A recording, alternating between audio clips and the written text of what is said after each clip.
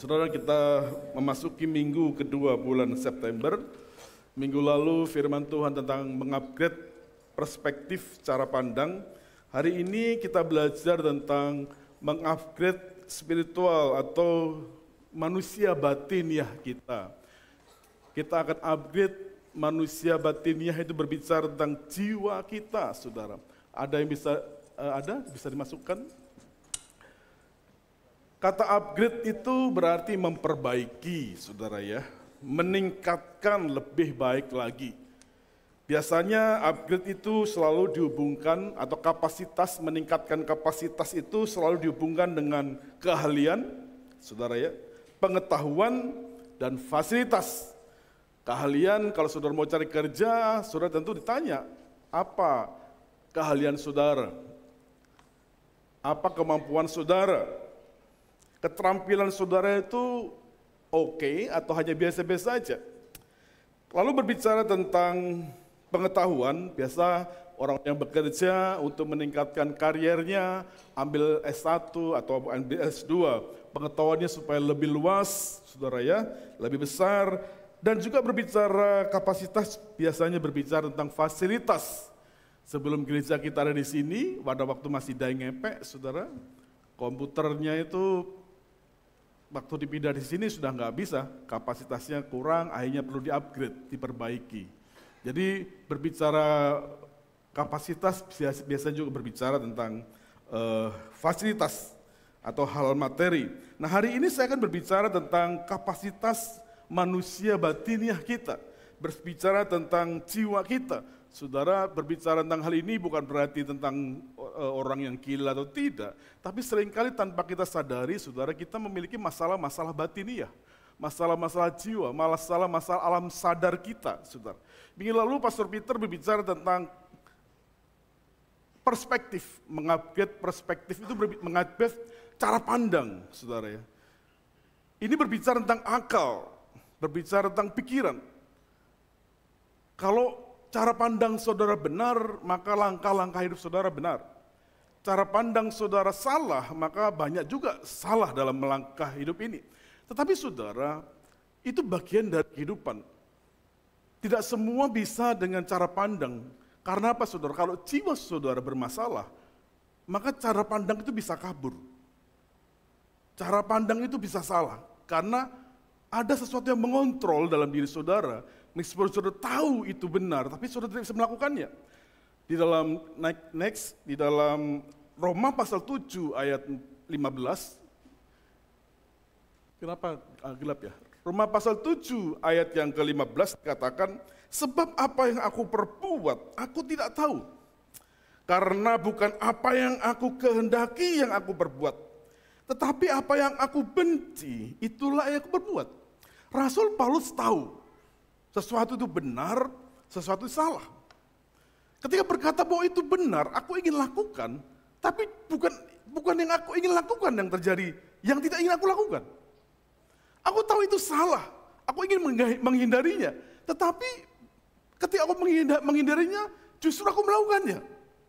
Secara sederhana begini saudara, banyak orang yang terjebak, banyak orang yang terbelenggu oleh terikat kebiasaan-kebiasaan buruk. Dia tahu itu kebiasaan-kebiasaan buruk, tapi dia nggak bisa lepas. Ada orang yang terikat minum-minuman keras. Saya tahu ini minuman keras nggak boleh, tapi saya nggak bisa lepas. Saudara, ada orang yang punya kebiasaan buruk berbohong, saudara, dia nggak bisa lepas. Ada juga orang yang boros soal keuangan, saudara, nggak bisa hemat, boros sekali, nggak bisa nyimpen, nggak bisa menabung, semua ingin dibeli. Kalau itu terus dilakukan, saudara, salah satu bentuk masalah kejiwaan seperti ini, itu terjadi secara kontinu terus-menerus. Saudara, menjadi pola hidup, kebiasaan hidup yang buruk. Ada orang yang suka-suka pinjam-pinjam uang, saudara, nggak pernah lepas dari utang. Orang yang marah-marah terus, pola hidupnya seperti itu. Ada orang juga, saudara, yang mudah tersinggung, gampang sekali sensitif. Ada orang juga yang tidak pernah puas dalam hidupnya, terus-menerus. Laba, saudara. Ada juga orang yang pelit soal keuangan, saudara. Betul-betul memegang uang itu, saudara, sampai begitu ketatnya. Ada orang yang bercerai suami istri karena suaminya pelit sekali. Nah, saudara, ini adalah pola hidup. Bukan yang sekedar masalah cara pandang, tapi sesuatu di alam sadarnya, saudara, yang memanipulasi, mengontrol dia, saudara. Sehingga dia tahu itu salah tapi nggak bisa bertobat, nggak bisa berubah. Nah, hari ini kita belajar masalah-masalah seperti ini, saudara, untuk dicabut akarnya. Sebelum kita cabut akar permasalahannya, saudara, maka tidak akan sembuh. Seringkali, saudara, banyak yang menjadi masalah-masalah kejiwaan, alam sadar dalam diri seseorang, masalah batinnya, itu seringkali, ya banyak disebabkan oleh banyak hal, saudara. Tapi saya ingin katakan dua hal hari ini, bisa next. Ada seringkali masalah batinnya, saudara, terdeteksi oleh dua hal, saudara ya. Banyak hal tentunya, saudara ya, masalah DNA dan sebagainya, masalah medis dan sebagainya. Tapi hari ini kita lihat dua hal, trauma hidup, luka-luka batin, saudara. Yang kedua, teladan hidup yang tidak sehat. Kalau luka-luka batin, saudara, kita tahu kenapa orang jadi benci, kenapa orangnya punya perilaku buruk, biasanya mudah terdeteksi. Tetapi, saudara, tentang teladan hidup, seringkali tidak terdeteksi. Orang itu melakukannya tanpa sadar. Kenapa dia tidak berhasil? Contohnya, saudara, dia itu boros sekali, saudara. Kenapa dia itu kok gak punya teman? Oh, karena dia itu sombong sekali, kikir sekali, saudara, pelit sekali. Menjadi pola hidup tanpa disadari, saudara, itu merusak dirinya dan merusak orang sekitarnya. Dan hari ini kita mencoba melihat, saudara, tentang teladan hidup yang tidak sehat. Kalau yang luka-luka batin, saudara, kita sudah sering. Tapi yang kedua ini seringkali kurang kita singgung. Nah, saudara, kita akan belajar dari salah satu tokoh di dalam Alkitab, bagaimana dia mengalami masalah batiniah dalam dirinya, masalah jiwa dalam dirinya, yang dia tidak sadari, sampai dia seorang nabi disuruh Tuhan untuk menegur dia, baru dia sadar. Kita lihat dalam 2 Samuel pasal 12 ayat 7, dan seterusnya, kita lihat, saudara ya, 2 Samuel ayat 12, pasal 12 ayat 7, kemudian berkatalah Natan kepada Daud, engkaulah orang itu, beginilah firman Tuhan Allah Israel, akulah yang mengurapi engkau menjadi raja atas Israel, dan akulah yang melepaskan engkau dari tangan Israel. Mengapa engkau menghina Tuhan dengan melakukan apa yang jahat di matanya? Uria orang Het itu kau biarkan ditewaskan dengan pedang, istrinya kau ambil menjadi istrimu, dan dia sendiri telah kau biarkan dibunuh oleh pedang Bani Amon. Lalu berkatalah Daud kepada Natan, aku sudah berdosa kepada Tuhan.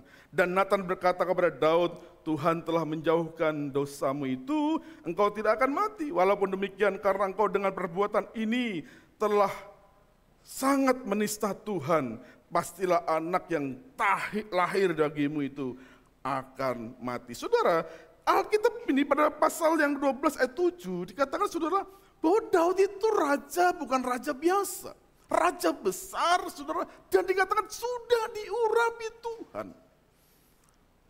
Saudara, sudah diurapi Tuhan, tetapi saudara, dia melakukan sesuatu yang sangat keji, mengambil perempuan, saudara, yang bukan istrinya, dan membunuh suaminya. Dan saudara, dia melakukannya seperti biasa. Saudara, mungkin itu kecelakaan. Tidak, saudara. Daud punya permasalahan dalam hal seks. Kalau saudara perhatikan di dalam ayat yang lain disebutkan, Daud itu, saudara, kita singgung, dia punya 700 istri dan 300 kundik. Saudara, dia punya satu permasalahan dalam jiwanya dan tidak sadar, sampai akhirnya dia melakukan satu kekejian di hadapan Tuhan. Saudara, dia tidak sadar itu adalah sesuatu dosa yang sangat besar, menghina Allah, sampai akhirnya Allah mengirim Nabi Natan, saudara, untuk menegur dia, mengingatkan dia, dan ketika dia sadar, maka dia berkata, aku telah berdosa kepada Tuhan. Nah, saudara, kenapa Daud, saya ambil satu contoh, bahwa apa yang dialami Daud ini bukan permasalahan soal hal biasa, bukan permasalahan soal perspektif, bukan permasalahan bahwa dia tidak tahu itu dosa, tapi ini ada permasalahan batinnya, permasalahan jiwanya, di dalam dirinya ada satu masalah, saudara. Kita lihat ayat-ayat berikutnya. Mazmur pasal yang 51, next. Oke, ya. Kita lihat sudah ayat berikutnya. Ketika Nabi Natan datang kepadanya setelah ia menghampiri Betseba, Sesungguhnya dalam kesalahan aku diperanakkan, kata Daud. Dalam dosa aku dikandung ibuku. Mazmur pasal 51 ayat 8 dikatakan, saudara, sesungguhnya engkau berkenan kebenaran akan dalam batin. Saudara, sesungguhnya engkau berkenan akan kebenaran dalam batin. Batin itu harus dibenarkan, saudara. Harus benar, tidak boleh salah, tidak boleh bermasalah. Dan dengan diam-diam engkau memberitahukan hikmat kepadamu. Engkau membuat aku mengerti bahwa permasalahan ini bukan permasalahan otak, bukan permasalahan norma atau pikiran, tapi permasalahan batin. Ayat 9 dikatakan, bersihkanlah aku daripada dosaku dengan hisop, maka aku menjadi tahir. Basuhlah aku, maka aku menjadi lebih putih daripada salju. Dari salju, saudara perhatikan ayat yang ke-12. Jadikanlah hatiku tahir ya Allah, dan perbaharuilah batinku dengan roh yang teguh. Perhatikan baik-baik. Jadikanlah hatiku tahir ya Allah, dan perbaharuilah batinku. Upgrade. Jadikan baru kapasitas batinku dengan roh yang teguh. Janganlah membuang aku dari hadapanmu, dan janganlah mengambil rohmu yang kudus daripadaku. Saudara perhatikan baik-baik, jadikanlah hatiku tahir. Tahir itu dibersihkan, tahir itu disucikan, supaya saudara batinnya itu diperbaharui. Karena apa yang dilakukan Daud, saudara, itu menjadi satu pola hidup. Itu bukan permasalahan perspektif. Itu bukan permasalahan tahu ini salah atau tidak. Tapi permasalahan dia tidak sadari. Akarnya adalah masalah jiwanya. Masalah batinnya. Sehingga ketika dia melakukan satu yang salah, dia tidak sadar, saudara. Sampai akhirnya Tuhan menegur. Dan dia, saudara, akhirnya mengakui bahwa itu kesalahan. Dan itu permasalahan, bukan permasalahan biasa. Saudara, kita akan lihat ciri-ciri umum persoalan batiniah dan bagaimana cara menyelesaikannya. Kita lihat saudara, yang pertama, menjadi pola hidup negatif. Salah satu ciri tanda orang mengalami permasalahan batiniah, saudara, baik oleh luka-luka batin maupun juga punya teladan hidup, baik orang tua atau orang-orang yang dianggap figur yang dia tanpa sadari mengikutinya, dan hanya menjadi satu pola hidup. Bahwa Daud jatuh dalam seks tidak hanya ditunjukkan oleh peristiwa Batseba saja. Alkitab menyebutkan bahwa ia juga tidak puas dengan satu perempuan. Bahwa Raja Daud memiliki 700 istri dan 300 selir. Saudara perhatikan pada 2 Samuel 12 ayat 8. Telah kuberikan isi rumah tuanmu kepadamu, dan istri-istri tuanmu ke dalam pangkuanmu. Aku telah memberikan kepadamu kaum Israel dan Yehuda, dan seadanya itu belum cukup, tentu ku tambah lagi. Tambah lagi ini dan itu kepadamu, saudara. Dan Daud, saudara, tidak puas dengan hak 700 istri dan 300 selir. Karena ada satu permasalahan dalam dirinya, sehingga dia melakukan satu kekejian. Saudara, banyak orang tanpa sadari punya pola hidup yang jelek, yang parah.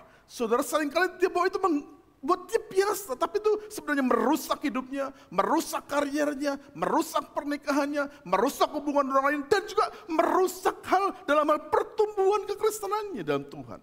Karena ada sesuatu yang tersumbat di dalam dirinya. Ada satu yang memperhamba dalam dirinya. Ada satu belenggu yang mengikat dia.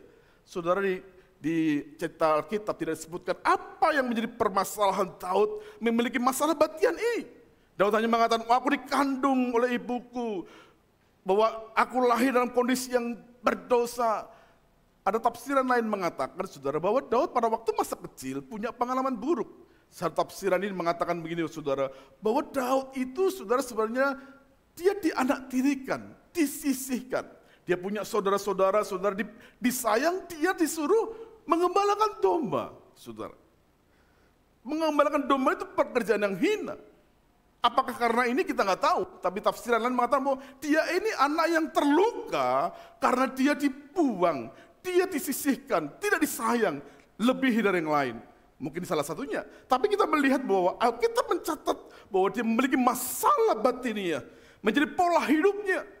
Saudara, nanti kita lihat bahwa dalam Alkitab banyak, saudara, orang-orang yang seperti itu. Kalau jatuh sekali, 2 kali tidak apa-apa. Tapi kalau sudah sering kali melakukan hal itu, maka itu menjadi satu pola, habit.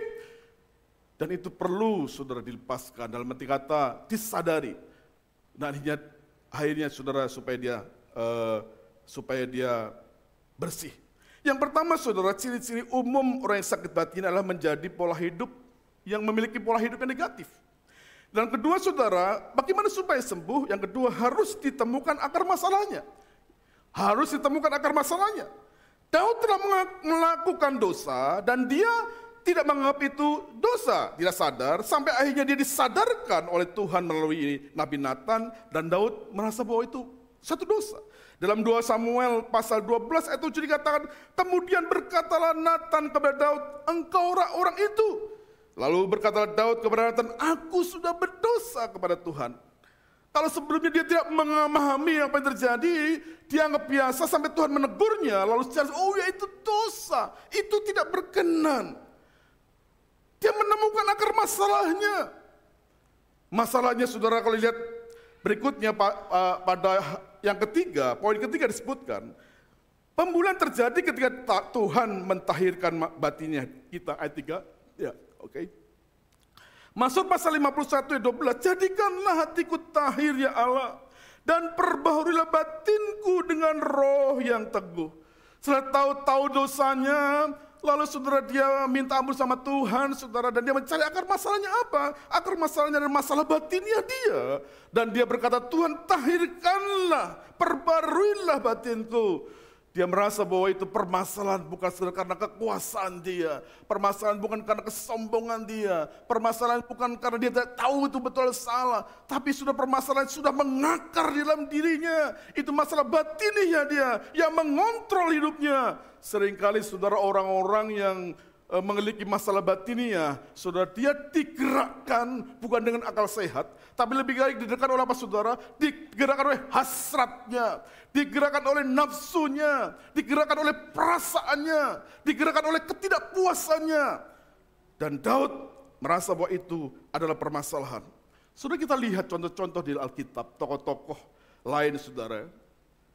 Next, kita melihat, saudara, orang-orang yang pertama kita lihat, orang-orang yang memiliki masalah batinnya, dia dikendalikan oleh hasratnya. Kalau sudah perhatikan, Laban dikendalikan oleh ketamaannya. Dia mencoba untuk, saudara, mengikat Yakub supaya Yakub tidak pergi. Bagaimana caranya, saudara? Diulur-ulur. Diulur-ulur, saudara. Nanti saja kalau kamu sudah menikah, nanti saja, saudara. Daud memiliki sifat, dia dikendalikan bukan oleh akal sehat, oleh kebenaran, tapi oleh hasratnya, ketamakannya akan harta. Musa juga, saudara. Musa kalau sudah perhatikan, dia jatuh dalam apa, saudara? Padahal Alkitab mengatakan bahwa dia orang yang lemah lembut. Tapi kalau sudah perhatikan dari awal dia muncul, dia dikendalikan oleh amarahnya. Dia marah ketika ada orang Israel berantem, dia bunuh, saudara. Dan terus menerus sampai akhirnya, saudara, oleh karena kemarahannya itu, dia tidak dikenan Allah masuk di tanah Kanaan. Karena dia memukul batu, dimarah, saudara. Dia tidak dikenan Allah. Karena, saudara, dia dikendalikan oleh amarahnya. Kalau Musa, kita bisa lihat, dia ada permasalahan batinnya dan kita tahu latar belakangnya. Karena dia diadopsi oleh seorang raja. Mungkin banyak problem dalam dirinya. Ikut Raja Firaun, saudara, bukan orang tua kandungnya. Dan kita melihat, saudara, bahwa dia dengan dikendalikan oleh amarahnya. Tuhan tidak memperkenan dia masuk ke tanah Kanaan. Kita juga bisa melihat yang lain. Secara pasti, saudara, siapa lagi? Yakub dikendalikan oleh penipuan. Seringkali dia menemukan trik-trik dalam hidupnya. Menipu ayahnya, menipu saudaranya Esau, menipu Laban, saudara. Terus pola hidupnya dalam penipuan. Menjadi pola hidup, sifat hidup, karakteristiknya seorang penipu. Sampai akhirnya Tuhan mengubahkan dia. Engkau bukan lagi penipu, tapi engkau adalah pahlawan. Perlu diubahkan, saudara.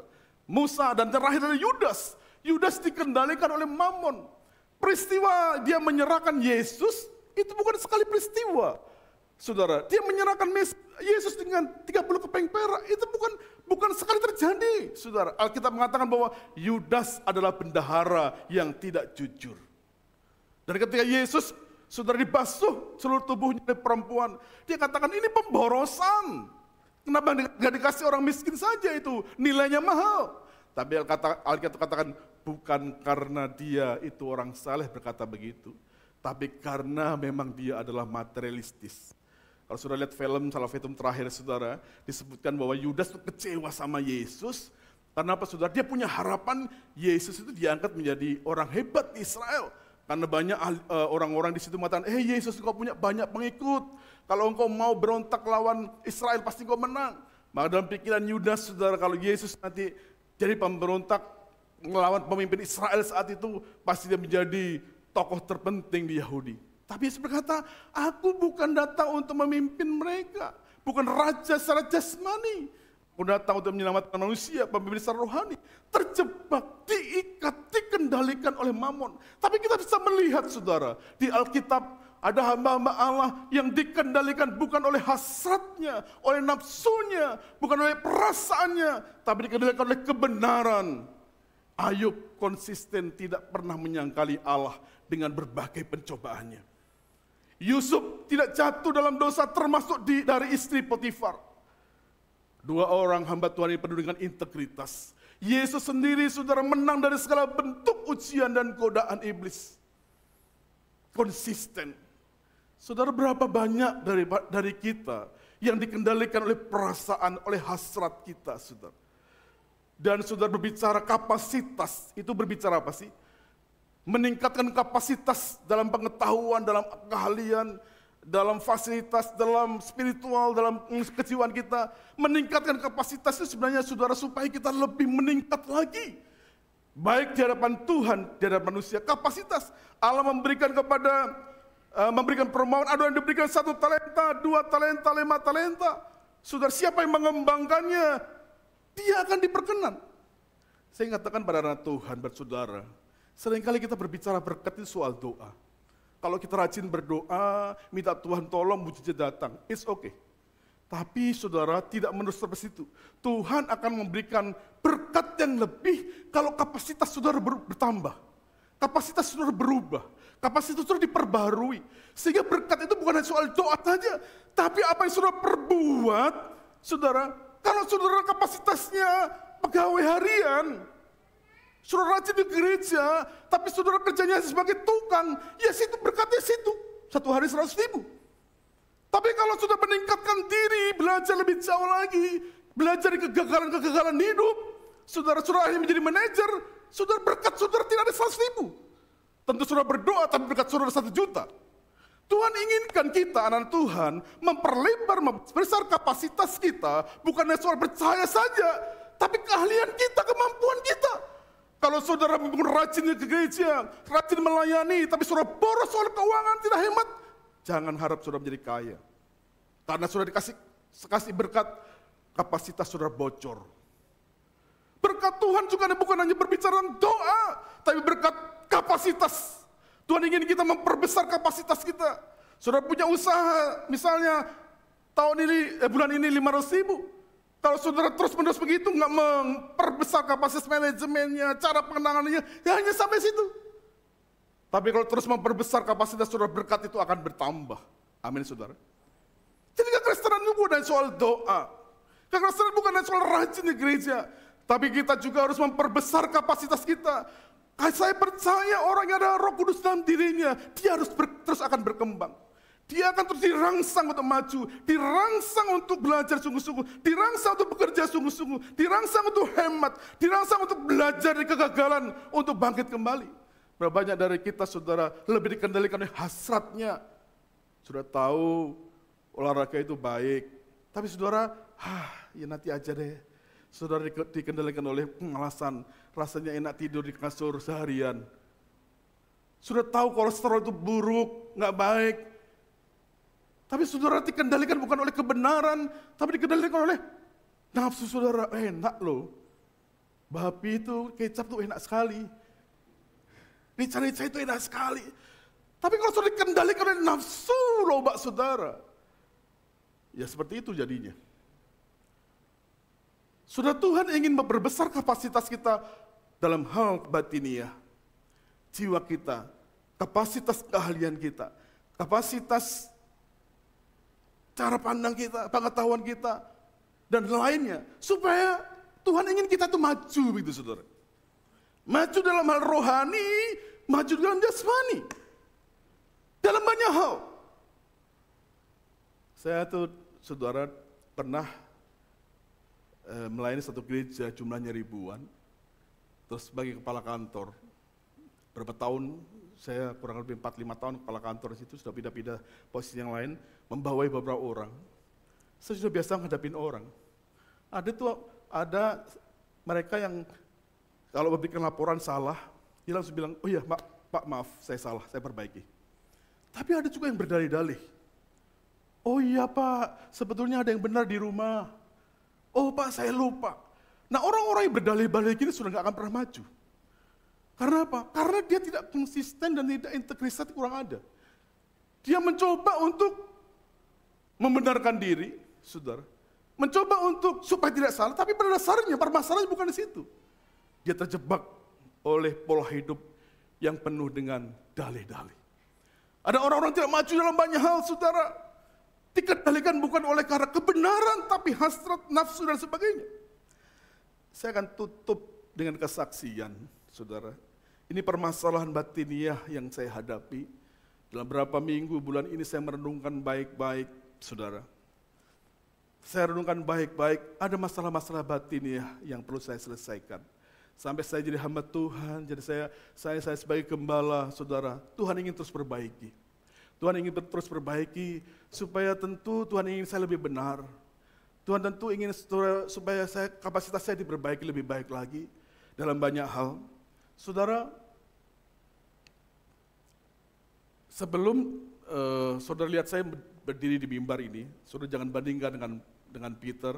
Saudara, dia fasilida, dia percaya diri, mulai kecil dia tumbuh dengan baik. Tapi saudara saya baru menyadari dengan baik.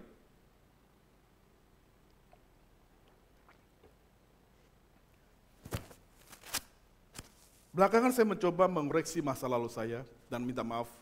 Saya tidak menyalahkan orang tua atau mendiskreditkan orang tua. Tapi dari apa yang dilakukan orang tua kita belajar. Kalaupun hari ini orang tua saya melihat, pasti dia sukacita bangga bahwa anaknya bisa melayani hamba Tuhan dengan baik. Mama saya almarhum, saudara, papa saya masih ada, usia 80-an. Dan saya menyadari mama saya itu punya problem dalam hidupnya karena dia saudara itu diadopsi, nggak tahu dari mana latar belakang keluarganya, diadopsi masuk dalam ada di panti asuhan, lalu panti asuhan itu miliknya seorang wedana. Wedana itu zaman Belanda dulu ada namanya wedana, itu wakil bupati di satu daerah. Itu pemilik yayasan dan mama saya diadopsi dari panti asuhan itu. Berapa kali keluarga saya, kakak saya menelusuri dari mana latar belakang mama saya, nggak tahu, saudara. Dan saudara saya dibesarkan, saya nggak tahu bagaimana background mama saya, tentu anak adopsi berbeda, saudara ya. Nah, sebelum saya masih muda lah, banyak potensi yang Tuhan berikan buat saya, tapi ada satu permasalahan. Saudara, saya punya permasalahan yang sangat berat dalam hal keminderan, malu, saudara, dan sudah minder, malu biasanya pasangannya apa? Sensitif, mudah tersinggung, suka berantem, saudara, karena mencari jati diri. Saudara, ini terus-menerus terjadi, terus-menerus sampai saya berkeluarga, seringkali amarah meledak-ledak, saudara. Kalau saya nggak tahan, saya bisa pecahkan kaca, saudara ya. Karena nggak tahan lawan istri, dan istri saya juga paling speter yang paling baik, saudara. Nah, saudara, apa yang terjadi, saudara? Saya mengalami hal itu, dan saya tahu ini salah. Ya puji Tuhan, ada satu kesadaran. Saya konsultasi, saya konseling dengan dosen-dosen saya, nggak ke jalan keluar. Sampai akhirnya saya mengikuti satu retreat namanya School of Healing, sekolah untuk penyembuhan pemulihan. Dan satu sesi, saudara, ketika pembicara bilang, mari kita berdoa. Ada hal-hal yang Tuhan ingin singkapkan kepada saudara. Saudara, hal-hal singkapan untuk mengetahui apa permasalahan saudara. Saya minder parah, pemarah parah, saudara pemalu, dan banyak hal negatif lah, saudara. Sampai akhirnya Tuhan sudah ketika saya berdoa, ketika saya merenungkan, bermeditasi, Saudara, saya punya pengalaman baru begini. Waktu kecil, saya punya 2 orang kakak tapi ikut om dan tante, dan saya paling besar di rumah, punya adik kecil-kecil. Mulai kecil saya itu diperlakukan seperti anak perempuan oleh orang tua kami.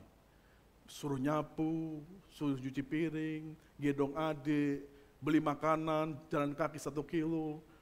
Hal-hal yang dilakukan perempuan itu saya lakukan.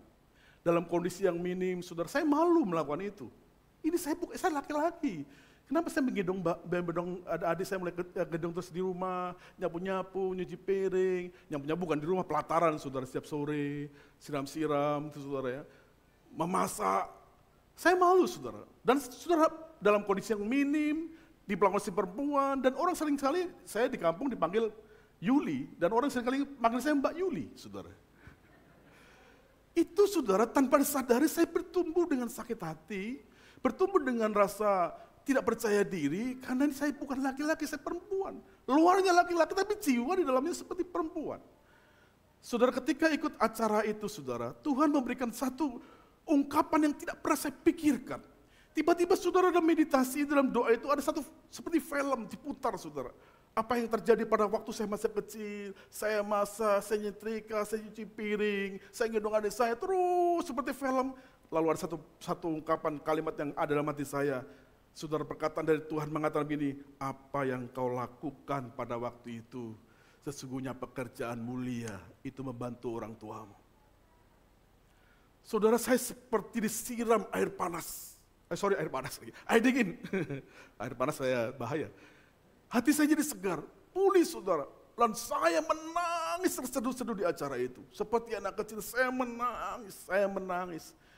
Saudara, ternyata akar pahitnya seperti itu dan Tuhan memberikan satu kebenaran yang tidak pernah saya pikirkan. Buat saudara mungkin sederhana, tapi permasalahannya kan berbeda-beda. Tapi buat saya itu masalah berat. Dan ungkapan itu saudara memberikan satu penyegaran bahwa apa yang kau lakukan saat itu sesungguhnya pekerjaan mulia karena engkau membantu orang tuamu. Saudara, hati saya dipulihkan. Terus mulai itu tahap demi tahap ada perubahan-perubahan. Saudara, kepercayaan diri mulai tumbuh, bisa mengendalikan amarah dan menjadi lebih baik lagi. Permasalahan pertama itu. Yang kedua, saya punya permasalahan lain yang saya tidak sadari. Sampai hanya beberapa bulan lalu, saudara, istri saya tahu, kami menikah sudah 30 tahun, hampir 30 tahun. Saudara. Kalau ada masalah-masalah yang berat, saya tertekan, saya cenderung marah. Kalau masalah-masalah biasa, saya biasa aja. Tapi kalau itu masalah berat, saudara, saya merasa tertekan, itu sensitif sekali. Satu kali istriku bilang, kau ada masalah apa? Kenapa kamu kok kasar sekali ngomongnya? Saudara, saya kalau ada masalah berat dan tertekan, saya mengambil tindakan yang ekstrim. Mengambil suatu tindakan yang ekstrim, yang tidak biasa dilakukan orang lain, apalagi seorang hamba Tuhan. Saya pernah berantem sama istri saya, sudah nggak tahan, saudara. Sore-sore atau malam lah, saya pergi dari rumah, saya ke bandara, saudara. Saya mau tinggalkan rumah. Nggak peduli lagi hamba Tuhan, di Makassar itu, saudara. Anak saya masih kecil. Saya di bandara, saudara, saya merenung. Kalau saya pergi dan saya nggak akan kembali lagi. Bukan soal status, bukan soal suami istri, tapi pada saat itu bayangan anak-anak saya, saudara, anak-anak kecil. Kalau saya tinggalkan bagaimana anak-anak saya. Semalaman saya di bandara, pagi saya pulang. Bukan karena istri saya. Bukan karena pelayanan saya. Tapi karena anak saya. Tentu salah, saudara ya. Tapi Tuhan dengan cara yang lain, saya pulang. Dan sering kalau saya marah sama istri saya bilang, saya akan pergi dari rumah.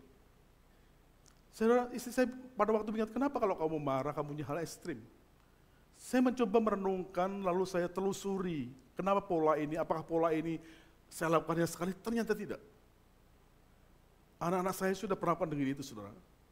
Rahel saudara pernah, waktu saya jemput atau SMP atau SMA, jemput dari Raja Wali di mobil, dia ngelawan saya, saudara, langsung bilang, kamu turun dari mobil. Saya suruh turun.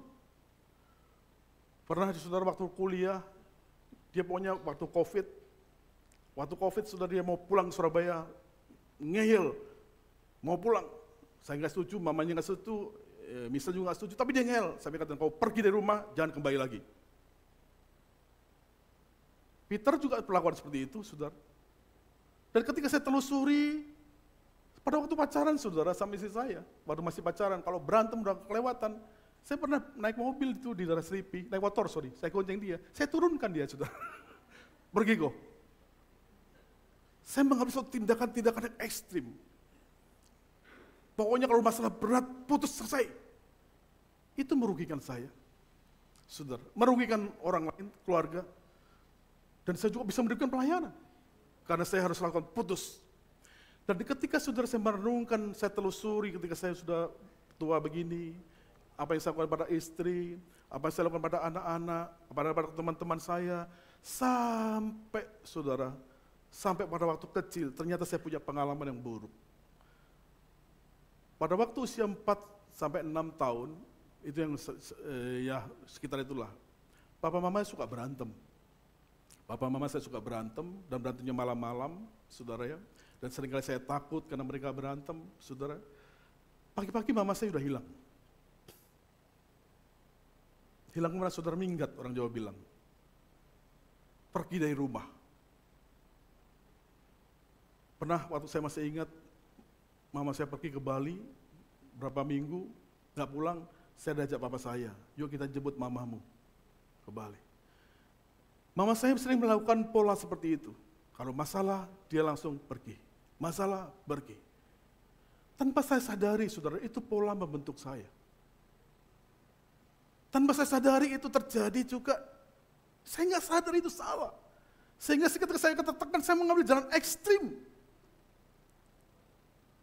Sudah ketika saya menemukan akar masalahnya, itu saya datang pada Tuhan. Tuhan, bukan salah mama saya. Tapi ini salah soal alam sadar saya yang hanyut.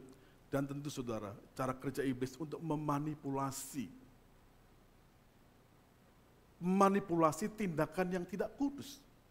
Dan ketika saya menyadari hal itu, mulai saya sujud pada Tuhan. Saya berdoa, Tuhan cabut akar masalah ini.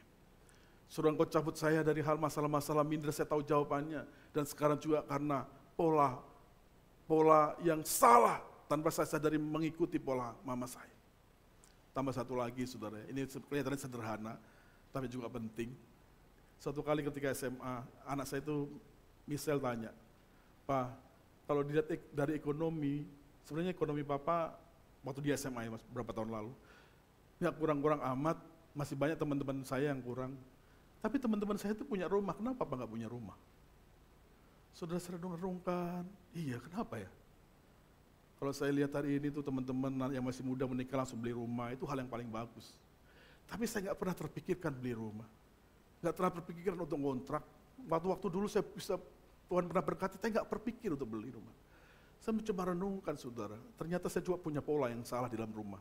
Pada waktu saya kecil sampai saya dewasa, orang tua saya itu punya rumah sekali. Dibangun, dijual, setelah itu kontrak. Kontrak terus sampai saya di salah satu rumah gubuk. Saudara, pola ini membentuk saya, sehingga saya tanpa sadari ada satu alam sadar, kontrak juga nggak apa-apa. Nggak, buat saya itu nggak masalah kontrak rumah begitu loh. Itu biasa-biasa aja, nggak ada punya niat. Ketika anak saya ngomong itu saya terkejut. Satu kali juga mama mertua dari Ibu Nancy, pada waktu dia dari ngepek terakhir saudara, ngomong-ngomong, dia tanya, dia mungkin orang bisnis, berapa kontraknya itu? Oh begini, tante, ibu, kontrak terus. Dia bilang, kenapa kamu kontrak terus? Kenapa nggak uang itu buat DP, kamu bangun gereja? Disadarkan saudara. Kalau ini saya pengalaman di Jakarta itu kan jarang gereja, orang di hotel-hotel, di resto gitu ya. Waktu kembali ke Makassar, saya nggak pikir bangun gereja. Sewa hotel sana, sewa hotel sini, saudara. Dan itu no problem. Sampainya Tuhan. Saya sadarkan hal itu saudara, makanya kami berniat terus membangun gereja. Dan sekarang ada bangunan, dan saya tinggal di pastori, meskipun belum milik saya, tapi saya nggak kontrak-kontrak lagi. Ada pola-pola hidup yang saudara sadari, tidak saudara sadar atau tidak, ketika itu bermasalah, saudara mesti merenungkan. Ada orang yang ngomongnya kasar, ketus, tanpa terus-menerus menyakiti istri. Saudara rohani, haleluya, puji Tuhan di gereja melayani, tapi di rumah seringkali menyakiti istri, menyakiti anak-anak, menyakiti suami. Itu pola yang salah. Saudara melayani, Tuhan berkati saya, tapi saudara nggak bisa mengelola uang dengan baik. Itu dianggap biasa, salah. Saudara bisa ngomong kotor, kasar, atau sudah terjebak oleh hak seksual, saudara. Sudah nggak bisa lepas, judi, saudara. Narkoba, minuman keras, ataupun saudara malas. Nggak mau bekerja, ada orang-orang malas, saudara. Malas sekali ada orang seperti itu. Nggak tergerak untuk cari uang sungguh-sungguh.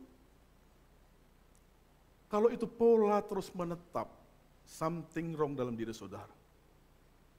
Dan hari ini Tuhan ingin saudara memperbesar kapasitas spiritual saudara, supaya saudara maju di hadapan Tuhan, juga maju dalam kehidupan saudara hari-hari. Amin saudara. Mari tundukkan kepala. Apakah saudara dikendalikan oleh kebenaran? Atau dikendalikan oleh hasrat-hasrat yang dimanipulasi oleh iblis?